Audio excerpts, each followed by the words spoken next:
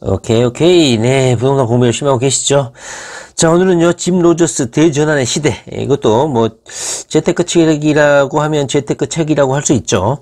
짐 로저스가 2달 전인가요? 3달 전인가요? 돈의 미래라는 책을 편 적이 있었는데, 이분의 나이가 78세 정도 됩니다. 곧 여든을 앞두고 있고, 언제까지 건강하게 투자 활동을 할지는 모르겠습니다. 인생의 그 막바지에서 자신의 지혜, 노하우를 책으로 펴내고 계신 것 같아요.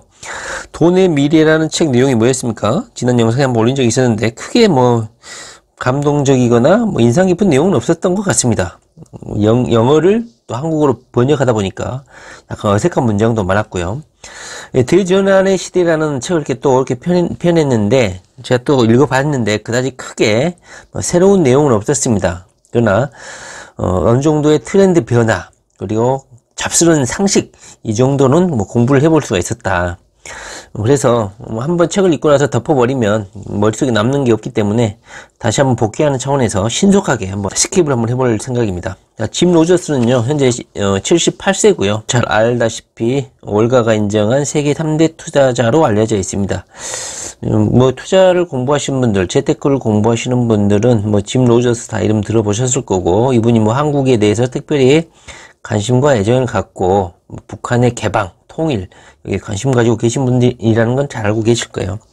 근데 이분이 뭐 최근에도 투자를 이어간다고는 하지만요, 이분이 부자가 된 때는요, 이분이 30살 때입니다. 30살.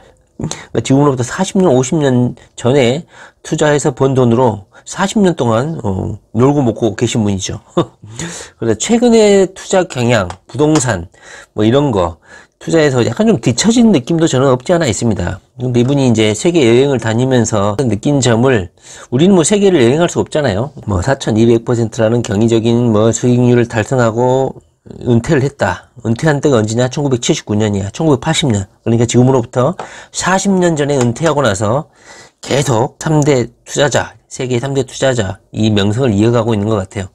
제가 보기에는 현재의 투자자로서는 적당하지 않는데, 왕년에 이 1980년대에 아주 옛날 그 투자 성공담을 계속 울고 먹고 있지 않나 느낌을 좀 받습니다. 그러나 이분이 이제 전 세계를 돌아다니면서 느낀 점을 책으로 편 내용이기 때문에 우리는 전 세계를 뭐 여행할 수 없고, 이분의 책을 통해서 어느 정도 세계의 흐름을 뭔가 유추해 볼 수 있고 간접 경험을 할 수밖에 없다, 이런 생각이 좀 드네요. 일단 한번 목차 한번 보세요. 이분이 책 제목이 뭐 대전환의 시대 아닙니까? 앞으로 코로나 쇼크 이후에 세계는 어떻게 변할 것인지 짤막짤막한 챕터로 이렇게 글을 쓰신 것 같아요. 한번 쭉 목차를 한번 보시면 대충 어떤 내용이다 아실 수 있을 것 같습니다. 훑어볼 내용은요, 그 해당 챕터의 핵심 내용만 한번 빠르게 한번 스킵을 해보려고 합니다.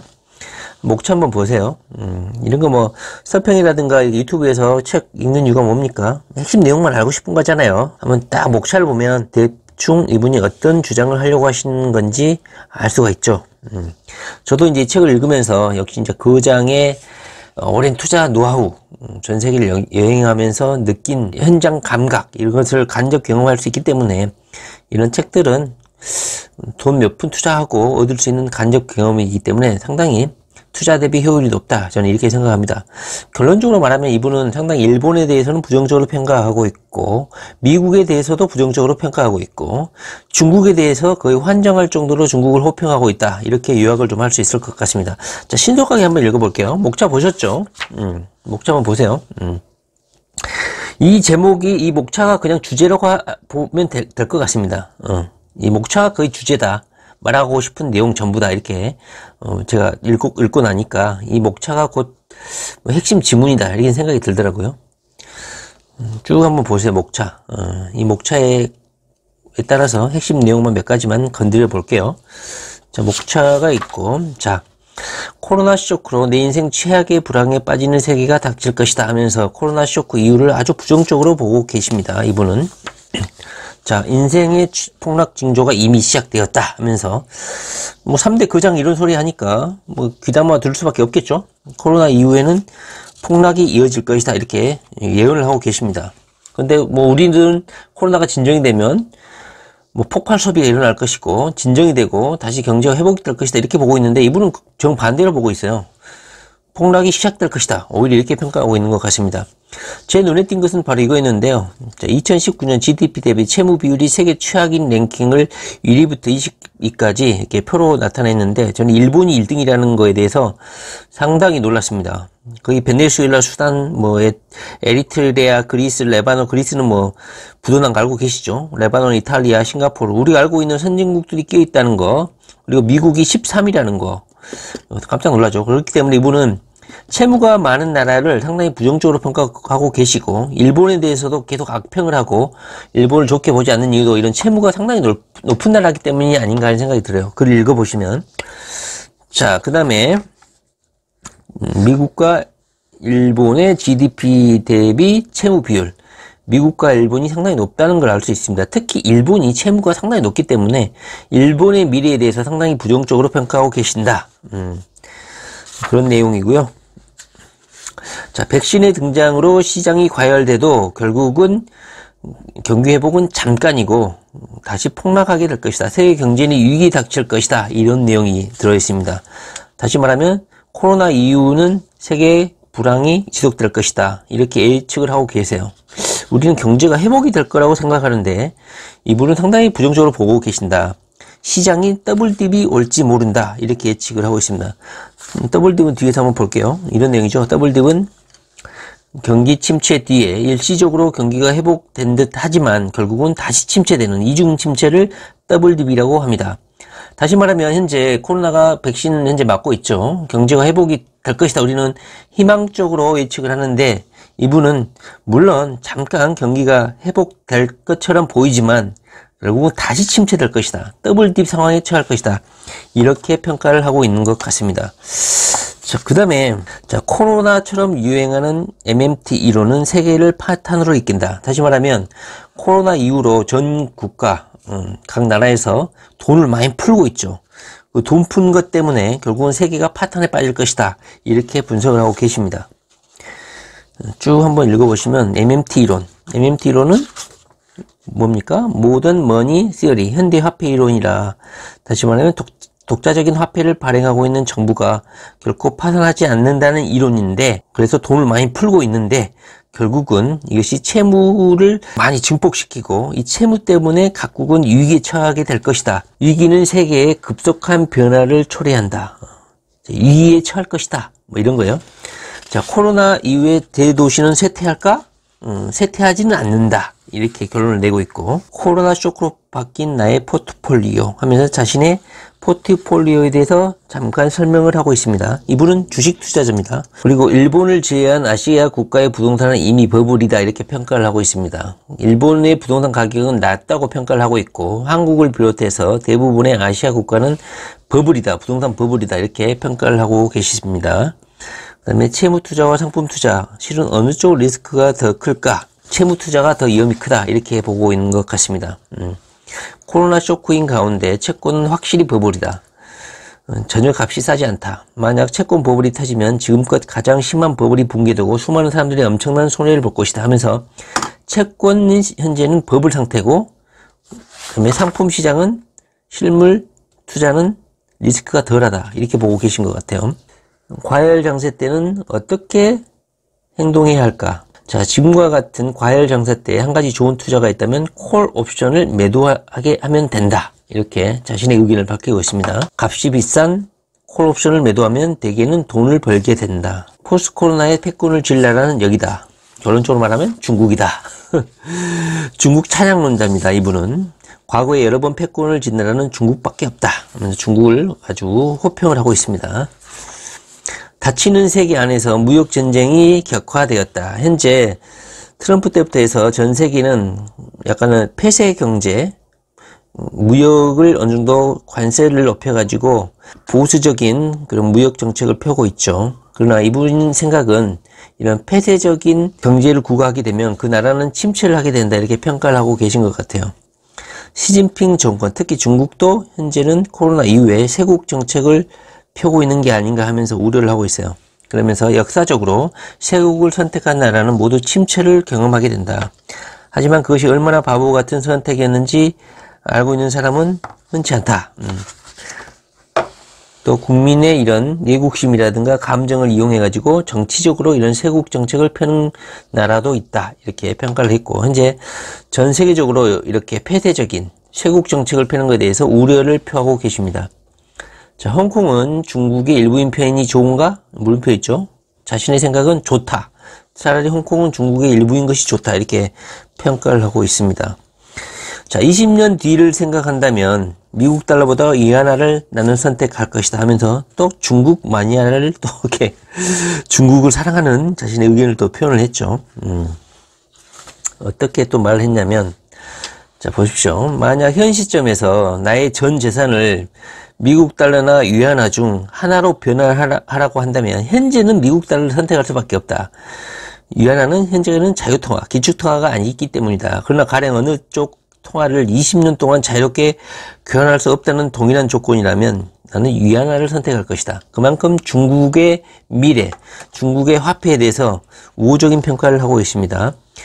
위안화가 자유통화가 되면 위안화는 일시적으로 약세가 된다. 현재는 그럴 가능성이 없죠. 중국 돈이 세계의 기축통화가 될 거라는 상상하신 분 계십니까? 그러나 중국 경제가 발전을 하고 중국의 위안화가 기축통화가 된다면 20년 후가 될지, 10년 후가 될지 알 수는 없지만 이분은 중국의 화폐가 기축통화가 될 수도 있다는 생각을 갖고 있는 것 같아요. 그럴 경우에 일시적으로 중국의 위안화는 약세가 될 것이다. 그럴 경우는 어떻게 할 거냐? 이렇게 말을 하고 있죠. 그때가 되면 향후 5년, 10년 후에 위안화 가격 추이는 어떻게 될까?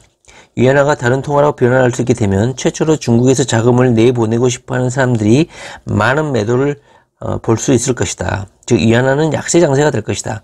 하지만 그것은 단기적인 것이고 이후에는 나처럼 중국에 투자하고 싶은 사람들이 쇄도할 것이기 때문에 결국은 위안화가 가치가 절하됐다가 다시 제 가치를 찾게 될 것이니까 그 기회를 활용해서 위안화 투자를 하게 되면 돈을 벌게 될 것이다. 이렇게 말씀을 하고 있어요.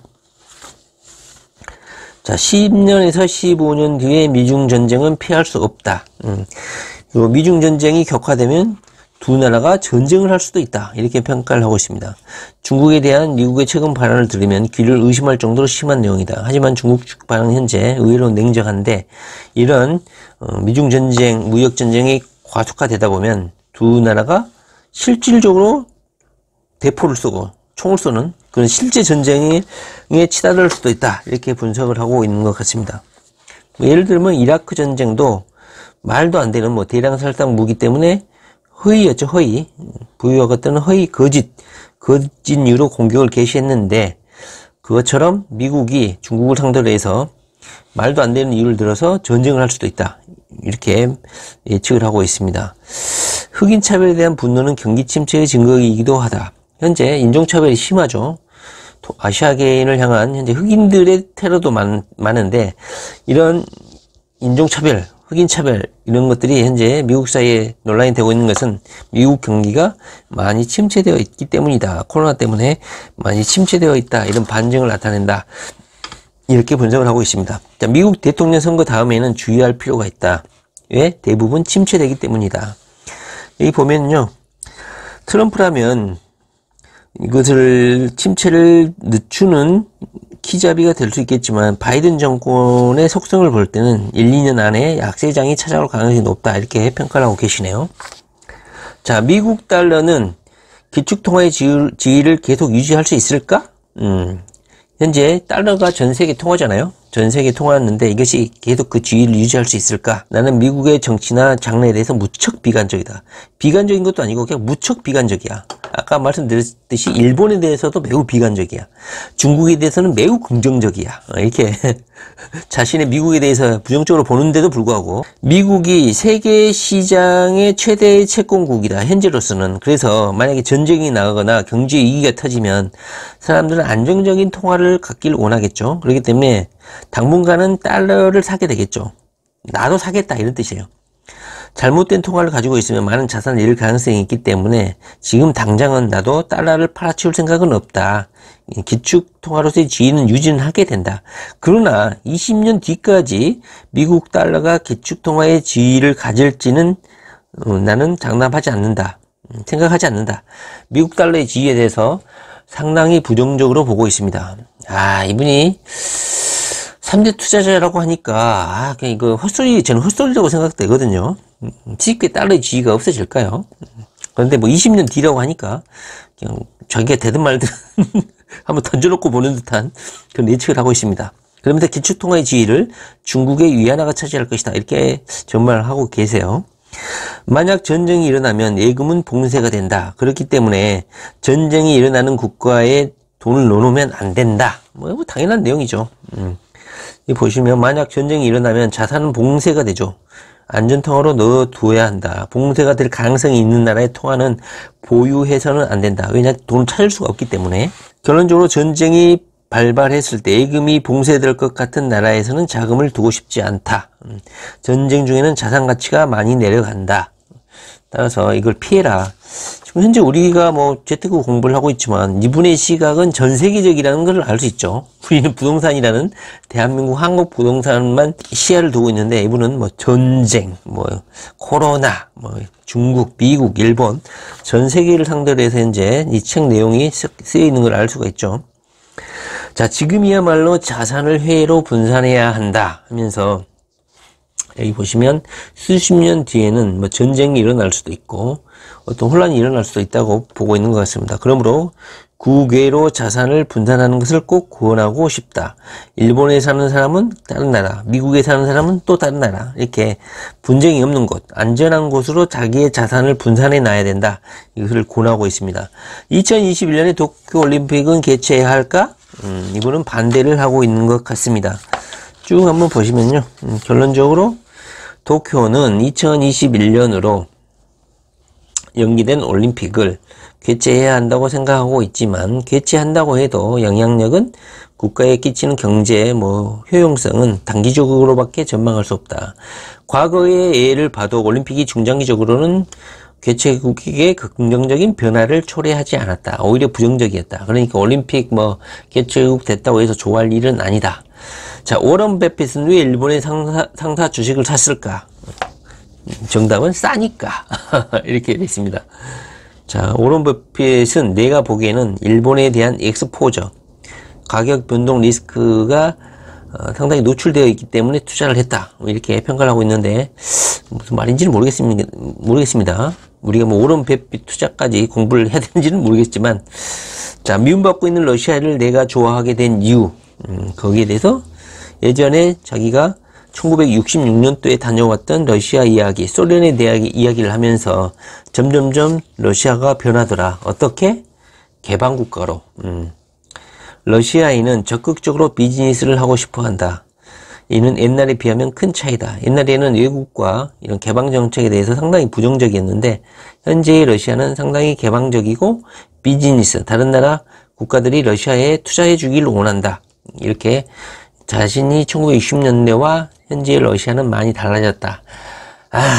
이런 시시콜콜한 왕년의 이야기를 하게 되면 좀 답답하죠. 이 책 내용 읽다 보면 좀 던져버리고 싶은 생각도 들었어요. 옛날 이야기. 근데 한편으로는 역사는 반복이 되니까 또 이 사람이 역사 이야기를 하고 있고 왕년에 60년, 70년, 80년대 이야기를 하는 걸 또 한 귀로 흘러 들을 수는 없을 것 같아서 지금 보고 있는 겁니다. 자, 앞으로 이주한다면 유망한 곳은 어디일까? 보시면 어떻게 평가하냐면 중국에 대해서도 한마디 했죠. 중국의 통화 자유화를 계속 이 사람은 기대를 하고 있는 것 같아요. 달러처럼. 그 다음에 태국의 방콕, 그 다음에 인도네시아, 여기를 추천하고 있는 것 같습니다. 러시아 블라디보스토크도 이주하기 좋은 나라다. 이렇게 추천을 하고 있네요. 참고로 이분은 전 세계를 여행하신 분입니다. 자, 그 다음에 한반도에서 38선이 열릴 때 기회가 열린다. 자, 이분이 한반도에 관련된 책도 폈었죠. 그러면서 한반도에 대해서 관심이 많다. 이런 의견을 여러 번 표시를 한 적이 있습니다. 보시면 중국과 국경을 접하고 있는 베트남도 매력적이다. 왜냐하면 베트남은 인구가 많고 아직 노동력도 물가도 싸고 자원이 풍부한 나라이기 때문이다. 예전에 싱가포르도 그랬다. 영국 그리고 EU의 미래는 험난하다. 영국과 유럽에 대해서 좀 부정적으로 평가를 하고 있는 것 같아요. 탈퇴를 많이 하고 있죠. EU가. 그러면서 최근 유럽에서 행해져 온 선거에서는 이민 배척과 내셔널리즘을 부추기는 극우 정당이 국내를 분단하는 논의를 끌어들여 일정한 계층의 지지를 얻고 있는 것 같아. 앞으로 분단이 더욱 진행되어 유럽은 탈퇴, EU 탈퇴 이런 것으로 인해 불안정해질 것이다. 이렇게 예측을 하고 있습니다. 아프리카에서 앞으로 유명한 나라는 어디일까? 자, 우리가 이것까지 알아야 됩니까? 그래도 거장님이 말씀하시니까 보면은 어디를 좋게 평가하고 계시냐면 가나, 에티오피아 경제 부활의 징조를 보이고 있다. 이렇게 이 나라 국가를 투자해 볼 수가 있다. 이렇게 또 긍정적으로 평가를 하고 계시고요. 중동에서 가장 매력적인 나라는 이란이다. 왜냐? 이란이 전 세계로부터 가장 욕을 얻어쳐먹고 있기 때문이다. 이렇게 말하고 있어요. 나는 이란에 대해서는 어떻게든 투자를 하고 싶다. 현재 미국인인 나는 안타깝게도 불가능하지만, 왜냐면 이란은 미국에 대해서 적대 정책을 꾀하고 있죠. 이란을 좋아하는 이유는 바로 이거다. 왜냐면 몇 가지가 있는데, 첫째는 주요한 산업인 원유가 가격이 떨어졌다는 점이다. 둘째는 이 나라가 러시아나 북한과 마찬가지로 전 세계적으로 미움을 받고 있다. 그만큼 미움을 받으면 값이 싸다는 뜻이죠. 이 사람의 철칙은 뭐냐? 싸게 사서 비싸게 파는 거거든요. 셋째는 인구 통계상 굉장히 젊은 국가다. 우리가 이란을 가보지 않았기 때문에 모르죠. 근데 이분의 책을 통해서 이란은 젊은 사람들이 많구나 이걸 좀 알 수 있기 때문에 이 책을 읽는 효용이 있는 겁니다. 제3장 원유 약세, 물이나 식량 위기, 상품은 어떻게 될까? 좋다. 결론은 이겁니다. 답을 미리 말씀드리면 원유 약세는 없다. 그리고 물이나 식량 위기가 도래할 수 있으니까 물이나 식량에 투자해라. 상품은 어떻게 될까? 긍정적이다. 상품 투자는 긍정적이다. 결론은 그렇습니다. 자, 코로나 이후에 다시 상품의 시대가 찾아온다. 자, 여기서 말하는 상품은 주식이나 이런 걸 말하는 게 아니고요. 우리가 알고 있는 실제 상품, 금, 은, 설탕, 고무, 여러 가지 있죠. 옥수수, 사료, 이런 거 말하는 것 같아요. 우리가 부동산 투자하다 보니까 상품 투자는 전혀 고려를 하고 있지 않잖아요. 근데 이분은 상품에 대해서 이런 옥수수, 쌀, 밀 이런 거에 대해서 되게 중요한 투자로 언급을 하고 계세요. 다시 상품의 시대가 온다. 자, 한편은 금이나 은 등을 제외해야 한 상품의 가격은 지금 크게 떨어지고 있다. 쉽게 말하면 설탕 가격이 떨어지고 있다 이 말이죠. 아까 뭐라고 그랬죠? 싸게 사서 비싸게 판다 그랬죠? 지금 계속 떨어지고 있으니까 사라 이 말이에요. 이분 말은. 자, 보면요. 장기적으로 보면 상품만큼 돈을 벌 수 있는 자산도 그리 많지 않다. 상당히 긍정적으로 보고 있죠. 설탕 같은 경우는 현재 45배 이상이나 오르는 역사가 있었다.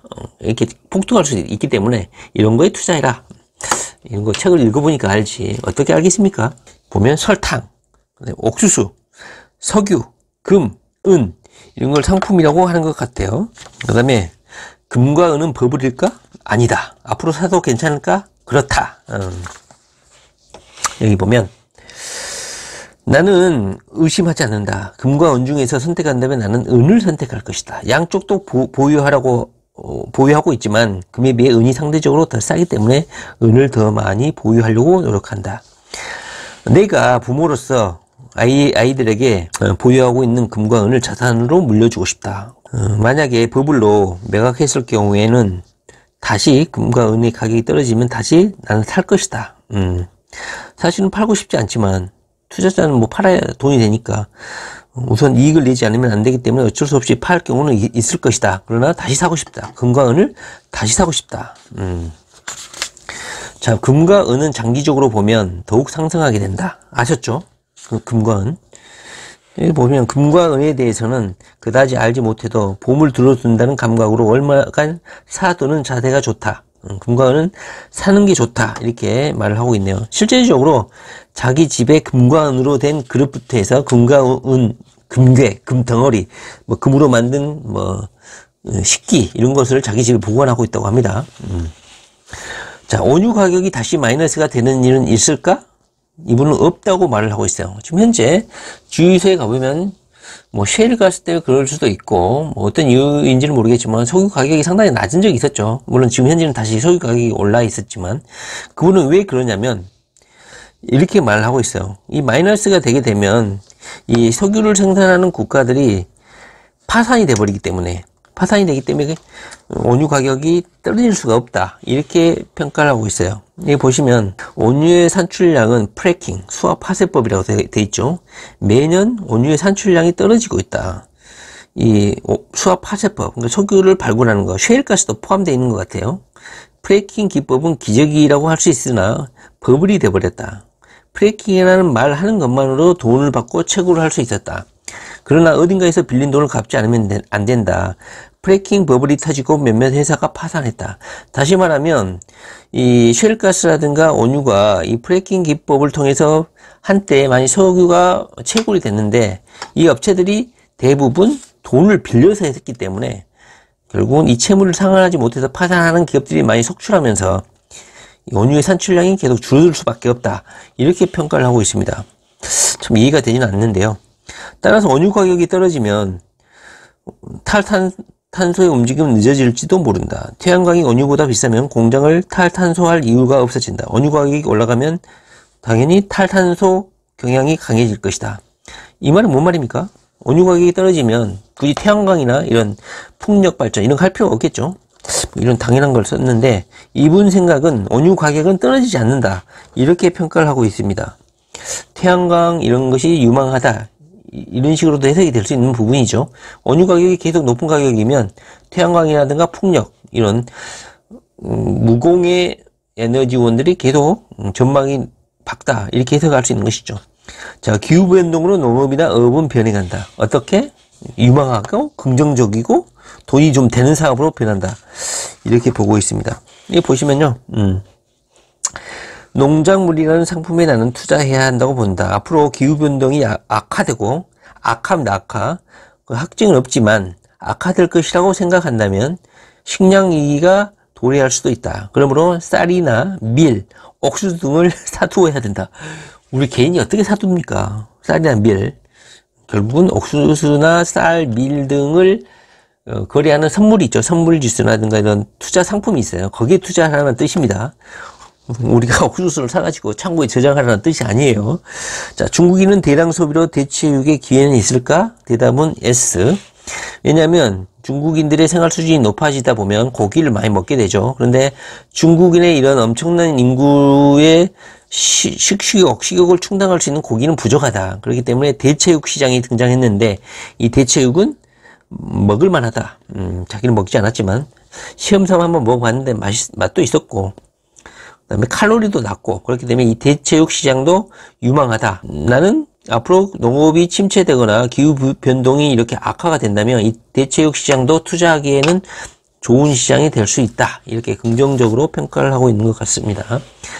자, 상장지수 펀드나 상장지수 증권이라면 누구든지 간단히 투자할 수 있다.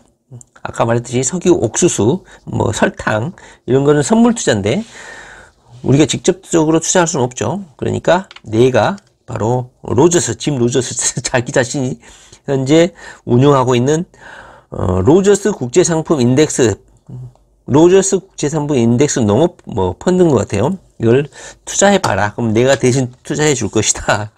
이런 상품 광고도 하고 계십니다. 자기 수익률 그래프로도 설명을 하고 있고요. 자기가 어떻게 투자를 하고 있냐. 상품 비율. 상품 투자가 유망하다고 했잖아요. 에너지에는 온유, 천연가스, 가솔린, 곡물은 옥수수, 대두, 밀, 옥수수, 대두, 밀, 대두, 기름, 알루미늄, 동, 납, 아연, 금은, 백금, 팔라듐, 면화, 커피, 설탕, 백설탕, 소, 돼지, 살코기, 고무, 판재. 상품 시장의 전망이 밝다고 했죠. 이 사람 의견입니다. 이 상품은 이런 걸 말하는 것 같아요. 이것을 투자 신탁 또는 펀드 이렇게 묶어서 자신이 현재 투자하고 있으니까 상품에 투자하고 싶으면 내 상품에 가입해라. 이렇게 또 적어놨습니다. 자, 코로나로 활성화하는 새로운 시장은 뭐가 있을까? 이 가파는 투자처로 유명할까? 가파가 뭡니까? 가파? 가파. 상식으로 좀 알아둬야 되겠죠? 가파는 구글, 애플, 페이스북, 아마존. 근데 이 사람은 짐 로저스는 이것을 테마 주식이라고 평가하고 있고 거품이 많이 끼었다. 이렇게 평가하고 있는 것 같습니다. 우리는 그렇게 생각하지 않는데 이분은 상당히 부정적으로 평가하고 있어요. 바로 모멘텀 주식이라고 하는 것 같아요. 어떤 모멘텀을 형성하면서 주가를 끌어올리고 있는 거. 그래서 이분은 나는 일절 손을 대지 않는다. 단기적으로는 모르겠지만 현재 이것은 약간의 버블, 모멘텀 투자는 나는 하고 싶지 않다. 누군가가 많이 샀기 때문에 이만큼 가격이 올랐겠죠. 애플 주식이 오르고 구글 주식이 올랐겠죠. 누군가가 많이 샀다는 것은 어떤 상황이 벌어지면 그만큼 많이 떨어질 수 있는 위험성을 가지고 있다는 뜻이라는 것으로 일부는 해석을 하고 있어요. 자, 누구나 샀기 때문에 주식시장에 위기가 찾아오게 되면 누구나 팔게 되겠죠. 누구나 샀기 때문에 누구나 팔게 되겠죠. 위기가 돌아오면. 그러면 큰 손해를 볼 수가 있다. 버블 주식이 될 수 있다. 유니콘 기업도 마찬가지라고 말하고 있어요. 유니콘 기업이 시장에 나타나게 되면 현재 그 시장은 버블 상태라고 이분은 말을 하고 있어요. 유니콘 기업이 뭡니까? 성장성이 높은 기업을 말을 하겠죠. 어떻게 되어 있냐면 기업 가치가 10억 달러, 1조 원 이상인 비상장 스타트 기업. 그러니까 유망한 스타트 기업을 유니콘 기업이라고 합니다. 배달의 민족 이런 것도 뭐 유니콘 기업이 될 수가 있죠. 언론에 많이 유니콘 기업으로 소개가 되기도 했습니다. 그런데 문제는 뭐냐? 이분은 나는 이런 거에 투자를 하지 않는다. 이렇게 선언을 하고 있어요. 왜냐하면 이런 유니콘 기업이 등장하게 된다는 뜻은 그만큼 장세가 지나치게 과도하고 버블인 상태다. 이렇게 평가를 하고 있어요. 없었던 시대가 안정적이었지 이런 유니콘 기업이 거론되는 것 자체는 상당히 버블인 상태인 경우가 많다. 이렇게 악평을 하고 있습니다. 보시면 버블 때는 항상 같다. 그때까지 투자 같은 것은 알지도 못하는 많은 사람들이 갑자기 이 유니콘 기업에 투자한다면서 안내데스크 여직원, 애 들쳐업은 엄마들 이 사람들이 주식시장에 뛰어들 때 그때가 바로 버블이 터지는 시기다. 이렇게 평가를 하고 있는 것이죠. 우리는 현재 부동산 공부를 하고 있기 때문에 주식시장에 대해서는 뭐 말씀하고 싶진 않지만 이분이 뭐 주식 투자의 대가니까 주식시장을 평가하고 있는 것 같습니다. 자, 블록체인으로 아무도 은행에 가지 않게 된다. 결론적인 것이죠. 현재 가상화폐 비트코인 시장이 어제 제가 보니까 거의 8천만 원을 돌파한 것 같아요. 지금 종잣돈이 많이 부족하신 분들은요, 저는 가상화폐에 투자를 해야 된다고 저는 생각합니다. 뭐 나중에 관련된 책이 있으면 같이 한번 공부를 좀 해보겠지만, 현재는 정부에서 내년인가요? 25% 가까운 소득세를 부과한다고 하니까 무슨 사기다 이런 것도 이미 물 건너갔고 정식 시장으로 합법적인 투자로 인정하겠다는 것으로 현재 결론이 난 것 같습니다. 내년부터는 투자 소득의 20%에서 25%의 세금을 부과한다고 합니다. 그것은 결국은 합법적인 투자로 인정하겠다는 거 아닙니까? 근데 이분은 이 블록체인이라는 기술은 인정하지만 이 비트코인 투자라든가 가상화폐 투자는 상당히 부정적으로 보고 있는 것 같아요. 그 이유를 설명했는데요. 왜 그러냐면 보시면 가상통화로 정부에 반영하는 사람들이 승리할까?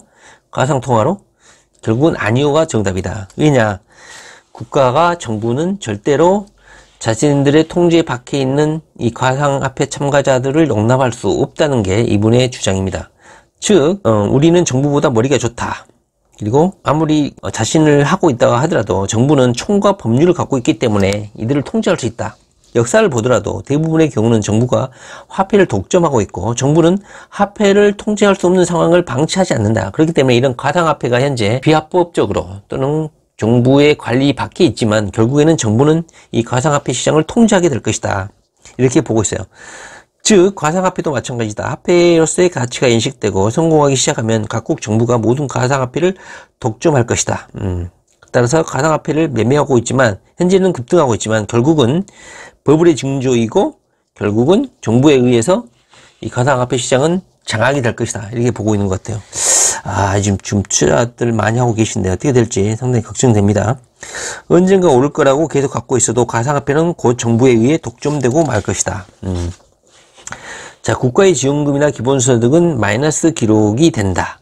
현재 기본소득을 지급하고 있죠. 재난지원금 이거에 대해서 상당히 부정적으로 보고 있습니다. 일부 국가에서 코로나 쇼크 이후에 국민들에게 지원금을 지급하는 움직임이 가속화되고 있는데 이런 기본소득 같은 것은 인간의 본성을 바꾸려는 발상이고 매우 어리석은 것이다. 그래서 악평을 쏟아내고 있습니다.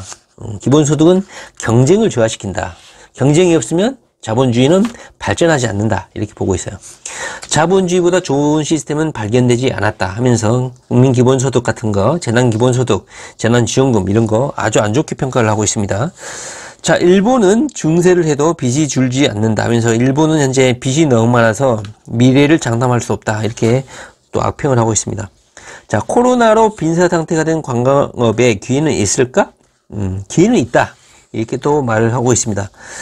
현재 코로나 사태 때문에 이동의 자유가 많이 제한이 되어 있죠. 관광업이 그래서 항공사라든가 많이 침체되어 있고 부도가 나기도 했었죠. 그래서 화물 운송하기도 하고 하면서 대체적인 택배 이런 것으로 이제 항공사들이 수익을 창출하고 있다. 그러나 코로나 사태가 끝나게 되면 결국은 관광업계도 성장이 계속될 것이라고 나는 확신한다. 그러면서 자기가 항공 주식 이것도 샀다. 관광 관련 업체 주식도 샀다. 이렇게 말씀을 하고 계십니다. 자, 일본의 관광업은 부활할까? 부활한다. 그렇게 말을 하고 있습니다. 농업의 미래는 밝다. 왜냐면 코로나로 인해 나는 원래부터 농업에 대해서 긍정적으로 평가를 하고 있는데 코로나 이후에 더욱 더 긍정적으로 보고 있다. 농업에서 큰 돈을 벌고 싶으면 너가 직접 농사꾼이 되라. 일본 이야기는 어디서든지 하고 있어요. 이 사람이 일본을 얼마나 사랑하는지도 알고 있죠. 물론 미래는 부정적으로 보고 있지만 일본에 대해서 상당히 긍정적으로 평가를 하고 있습니다. 제2장에서 여성이 지도자인 나라의 주식은 나는 사지 않는다. 여성이 지도자인 나라는 상당히 좀 부정적으로 평가하고 있는 이상한 분이시죠. 뉴질랜드 같은 나라는 농업이 활발하기 때문에 장기적으로는 투자 대상으로 매력적이다. 농업에 대해서 긍정적으로 보다 보니까 농업이 경제의 많은 부분을 차지하는 뉴질랜드도 긍정적으로 평가를 하고 있죠. 마리아나는 거대한 비즈니스 기회가 잠자고 있다. 그러면서 마리아나도 하나의 사업으로 투자 수단으로 긍정적으로 평가를 하고 있어요. 합법화하는 나라가 늘어나고 있기 때문에 합법화하는 나라들을 찾아서 이 대마 사업에 투자하는 것도 돈을 벌 수 있다. 자, SDGs나 ESG 투자는 이제 무시할 수 없다. 이게 뭐냐면 SDGs는 지속 가능한 발전 목표의 약자네요. 그리고 ESG는 여기 보시면 이것도 상식으로 알고 있어야 될 것 같아요. 환경 보호하는 기업, 사회 공헌하는 기업, 윤리 경영. 현재 이 짐 로저스가 성장하고 돈을 벌었던 시기는 이런 가치가 별로 중요시 안 했죠. 그러나 우리나라에서는 대기업 CEO들의 갑질 이런 것들로 인해서 환경보호, 사회공헌, 윤리경영, 특히 윤리경영이 많이 갑질이나 이런 걸로 거론이 많이 돼가지고 불매운동 이런 게 많이 있었죠. 이런 게 앞으로는 점점 중요해질 것이다. 자, 제5장 대전환하는 세계에서 이겨나간다. 미래는 역사가 가르쳐준다. 역사는 반복된다. 신형 코로나가 현재 있었지만 예전에도 스페인 독감이라든가 여러 가지 사스부터 해서 신형 인플루엔자 이런 팬데믹은 여러 번 있었다. 그리고 앞으로도 반복될 것이다. 이렇게 보고 있죠. 역사는 운율을 반복한다라고 작가 마크 트웨인이 말한 적이 있다. 15년 뒤에 세계에서 변하는 것과 변하지 않는 것. 한반도는 변하고 일본은 변하지 않을 것이다. 이렇게 또 각 국가별로 또 혹평을 하고 있습니다. 재패니스 드림은 다시 만들 수 있을까?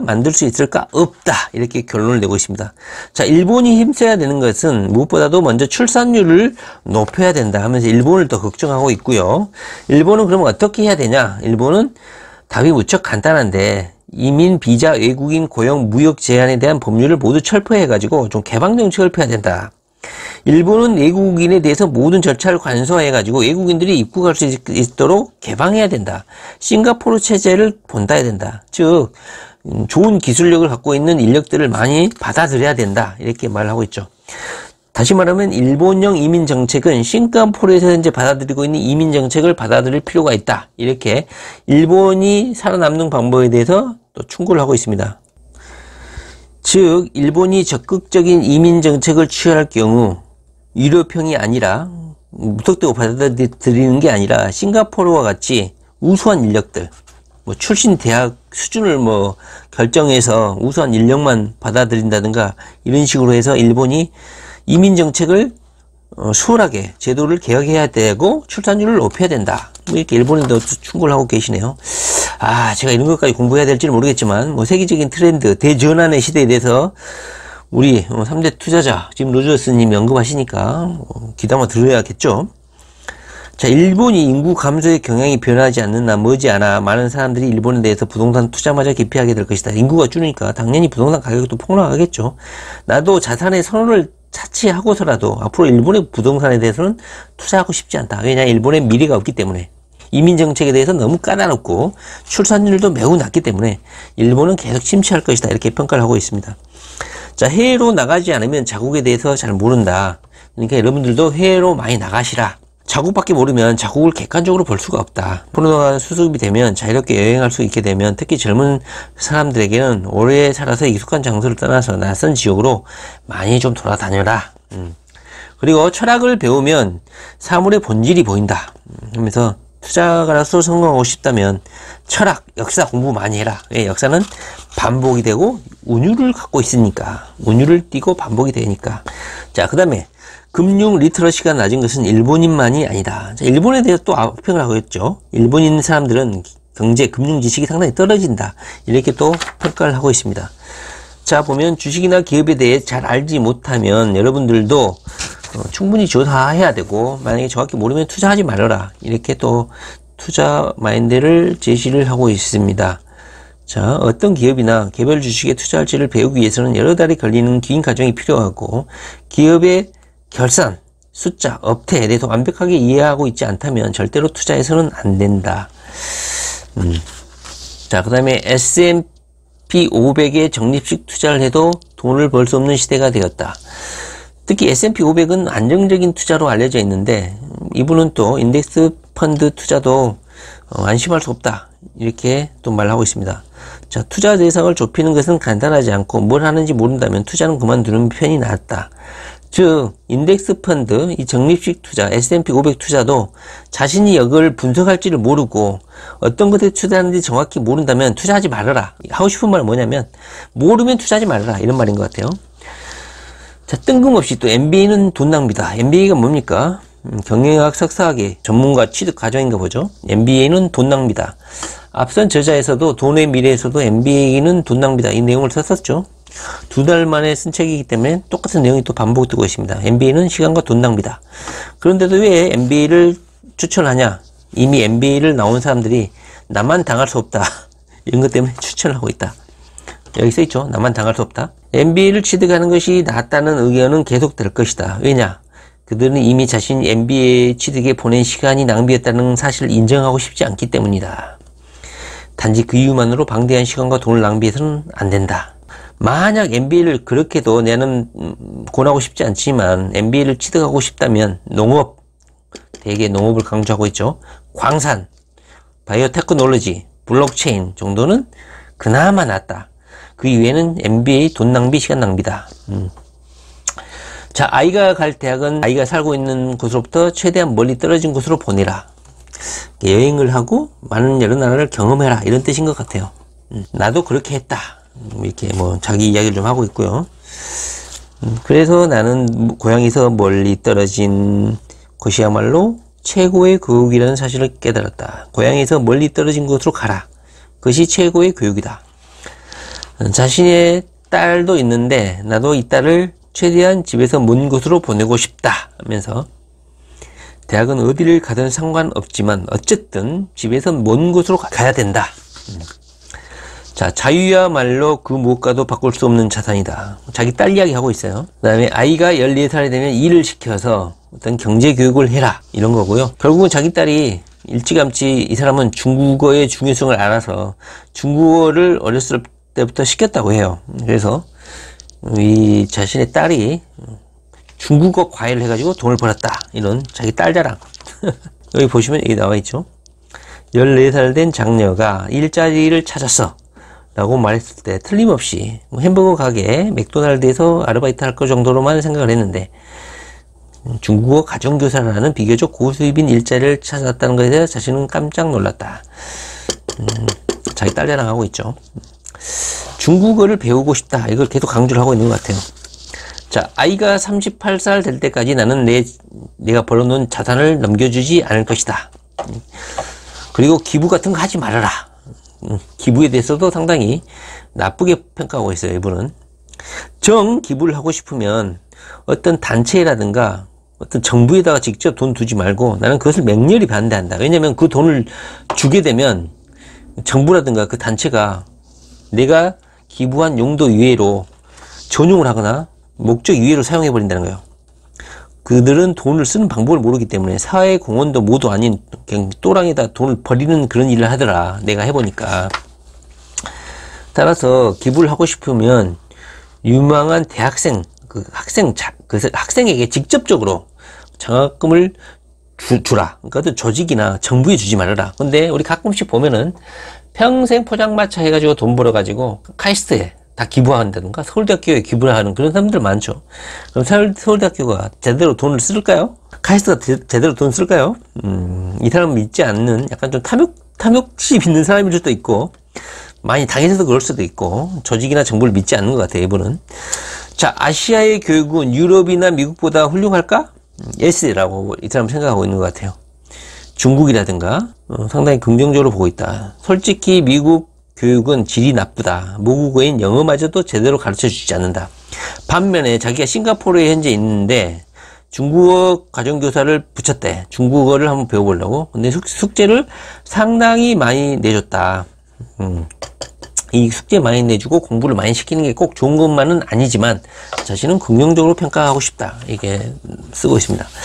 자, 세계가 끝나지 않는 한 꿈을 포기하지는 말아라. 현재 코로나 때문에 전 세계가 상당히 혼란스러운데 그래도 꿈을 포기하지 말아라. 뭐 쓸데없는 소리 하고 있습니다. 자, 지금 생각하면 나도 젊었을 때 분발해서 중국어를 배웠으면 좋았을 거라고 생각한다. 두 딸이 중국어를 모국어처럼 구사하는 걸 옆에서 듣고 있어도 나는 잘 알아들을 수가 없다.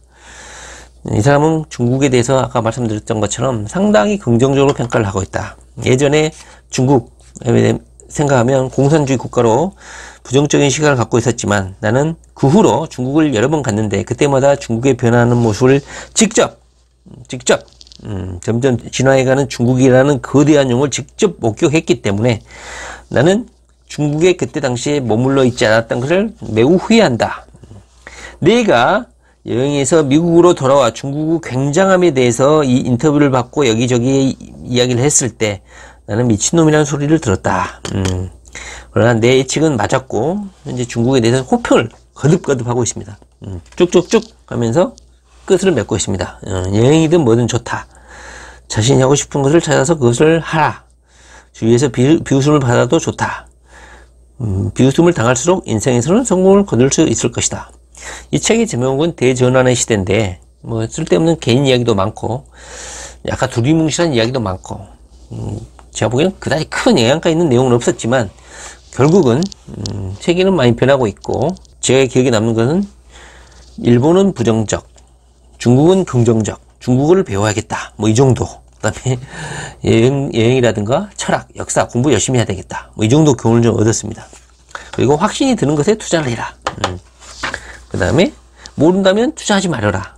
그리고 누군가가 이거 투자해라 저거 투자해라 말한다고 해서 그 사람 말 듣지 말아라. 유명한 투자자가 뭐 하라고 할 때 흉내내지도 말아라. 손실을 입을 확률이 크다. 투자자를 졸졸졸 따다니면서 이렇게 하는 것은 좋은 일이 하나도 없다.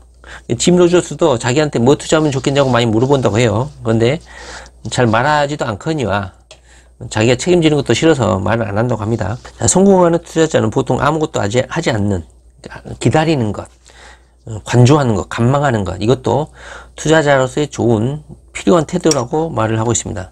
대부분의 투자자는 투자할 때보다도 그냥 가만히 있는 그 시간이 훨씬 많다고 합니다. 우리는 돈을 갖고 있으면 어쩔 줄 몰라가지고 기다리고 공부하고 그 기회를 포착하는 것, 그것도 투자자의 중요한 자세라고 이렇게 말을 하고 있습니다. 자, 마지막 장인데요. 보시면 하지만 자신 안에서 다음에 뭔가가 발견될 때까지 아무것도 해서는 안 된다. 그러니까 자기가 공부를 하고 투자 기회를 포착할 때까지 최고로 쌀 때가 될 때까지 계속해서 뭐 파이낸스 타임즈 최신 정보를 수집하고 세계 돌아가는 거를 계속 공부해가지고 투자 기회를 포착해야 된다. 기다려라. 이거죠. 지금 같은 위기 때말로 현실에서 눈을 돌리지 말고 적어도 세계와 시장에 무슨 일이 일어나는지를 잘 살피고 지켜본 다음에 이 대전환의 시대에서 투자 기회를 포착해라. 그리고 변화를 감지해라. 결국은 저번 돈의 미래에서도 말을 했지만 2020년 11월에 쓰여져 있는데 코로나 시대 이후에 경기는 대침체가 올 것은 확실하다. 이 사람은 아주 부정적으로 평가를 하고 있어요. 그래서 준비를 미리 하라 이런 경고의 메시지를 거듭해서 반복을 하고 있습니다. WDB라고 했죠. 코로나 이후에 잠깐 경제가 호황일 수는 있지만 그 호황기를 잠깐 거치고 다시 경기 침체에 빠지게 된다. 이렇게 예측을 하고 있는 것 같습니다.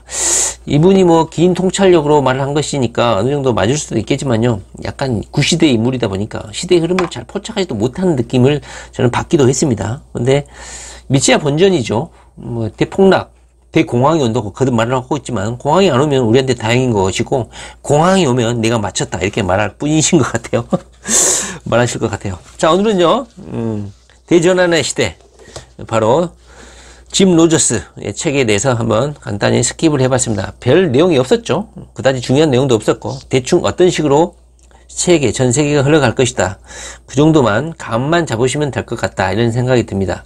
블록체인이라든가 가상통화에 대해서도 이분은 정부가 통제를 할 것이다, 그건 현재 현실화가 되고 있어요. 취득세, 세금 부과하고 어느 정도 회계 감사를 받게 하고, 특히 미국 같은 경우는요 철저히 돈을 받아낸다고 해요. 세금도 상당히 비싸게 매기고 있다고 해요.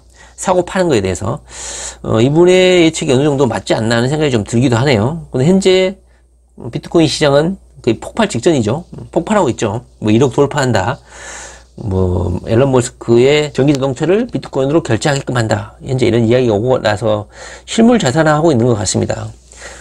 현재 이분은 부정적으로 예측하고 있고, 이 4차 산업부터 해서 이 대전환의 시대, 코로나 이후에 어떻게 변할지 감을 잡으셨나요? 결론: 코로나 이후의 대전환의 시대는 폭망의 시대다, 경제 불황의 시대다, 그러므로 미리 준비하라, 설탕 사놔라. 이겁니다. 좀 길었죠? 자, 더욱더 공부 열심히 하시고, 다음에 또 재테크 관련 서적이 있으면 같이 공부를 좀 해보도록 하겠습니다. 잡스러운 지식을 많이 얻을 수 있는 것 같아요. 네.